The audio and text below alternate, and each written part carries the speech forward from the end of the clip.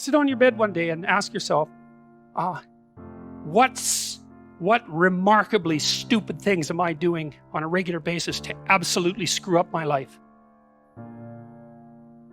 And if you actually ask that question, but you have to want to know the answer, right? Because that's actually what asking the question means. It doesn't mean just mouthing the words. It means you have to decide that you want to know. You'll figure that out so fast it'll make your hair curl. There's no better pathway to self-realization and the ennoblement of being than to posit the highest good that you can conceive of and commit yourself to it.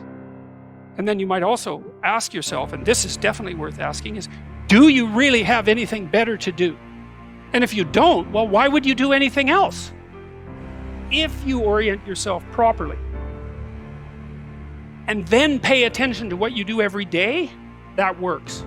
And I actually think that that's in accordance with what we have come to understand about human perception, because what happens is that the world shifts itself around your aim. Because you're a creature that has an aim. You have to have an aim in order to do something. You're an aiming creature. You look at a point and you move towards it. It's built right into you. And so you have an aim. Well, let's say your aim is the highest possible aim. Well then, so that sets up the world around you. It organizes all of your perceptions. It organizes what you see and you don't see. It organizes your emotions and your motivations. So you organize yourself around that aim, and then what happens is the day manifests itself as a set of challenges and problems, and if you solve them properly, then you stay on the pathway towards that aim, and you can concentrate on the day, and so that way you get to have your cake and eat it too, because you can point into the distance, the far distance, and you can live in the day. And it seems to me that that makes every moment of the day supercharged with meaning. That's how, because if everything that you're doing every day is related to the highest possible aim that you can conceptualize, well, that's the very definition of the meaning that would sustain you in your life. Well, and then the issue is, well, back to Noah.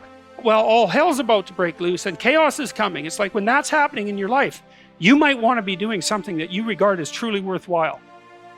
Because that's what will keep you afloat when everything is flooded. And you don't want to wait until the flood comes to start doing that, because if your ark's half built and you don't know how to captain it, the probability is very high that you'll drown.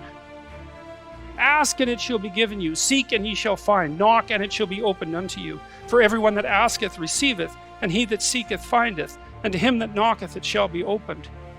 That sounded pretty optimistic again. But again, I think it's a description of the structure of existential reality, and by which I mean, when I'm in my clinical practice and I observe, and this is also the case with my students, is, let's say, people's lives aren't what they would like them to be. And so then you ask, why? Well, forget about tragedy and catastrophe, because that's self-evident, and we're not going to discuss that. Although the degree to which you bring about your own tragedy is always indeterminate. But I would never say that every terrible thing that is visited on a person is something they deserved. I think that that's a very dangerous presupposition, especially because everyone gets sick and everyone dies. But one of the main reasons that people don't get what they want is because they don't actually figure out what it is. And the probability that you're going to get what would be good for you, let's say, which would even be better than what you want, right? Because, you might be wrong about what you want easily, but maybe you could get what would really be good for you. Well, why don't you? Well, because you don't try. You don't think, okay, here's what I would like if I could have it. And I don't mean in a way that you manipulate the world to force it to deliver you goods for status or something like that. That isn't what I mean. I mean something like, imagine that you were taking care of yourself like you were someone you actually cared for. And then you thought, okay, I'm caring for this person. I would like things to go as well for them as possible. What would their life have to be like in order for that to be the case? Well, people don't do that. They don't sit down and think, all right, let's figure it out. You've got a life. It's hard, obviously. It's like 3 years from now, you can have what you need. You got to be careful about it. You can't have everything. You can have what would be good for you, but you have to figure out what it is, and then you have to aim at it. Well, my experience with people has been is if they figure out what it is that would be good for them, and then they aim at it, then they get it. And it's strange because they don't it's a strange thing. It's not quite that simple because, you know, you may formulate an idea about what would be good for you, and then you take 10 steps towards that, and you find out that your formulation was a bit off, and so you have to reformulate your goal. You know, so you're kind of going like this as you move towards the goal. But a huge part of the reason that people fail is because they don't ever set up the criteria for success. And so since success is a very narrow line and very unlikely, the probability that you're going to stumble on it randomly is 0. And so there's a proposition here, and the proposition is, if you actually want something, you can have it. Now the question then would be, well, what do you mean by actually want? And the answer is that you reorient your life in every possible way to make the probability that that will occur as certain as possible. And that's a sacrificial idea, right? It's like, you don't get everything. Obviously. But maybe you can have what you need. And maybe all you have to do to get it is ask. But the asking isn't a whim or today's wish. It's like, you have to be deadly serious about it. You have to think, okay, like I'm taking stock of myself. And if I was going to live properly in the world and I was going to set myself up such that being would justify itself in my estimation, and I don't mean as a harsh judge, exactly what is it that I would aim at? And so the issue is not so much the blindness of others, even though there's as much blindness among others as there is for you.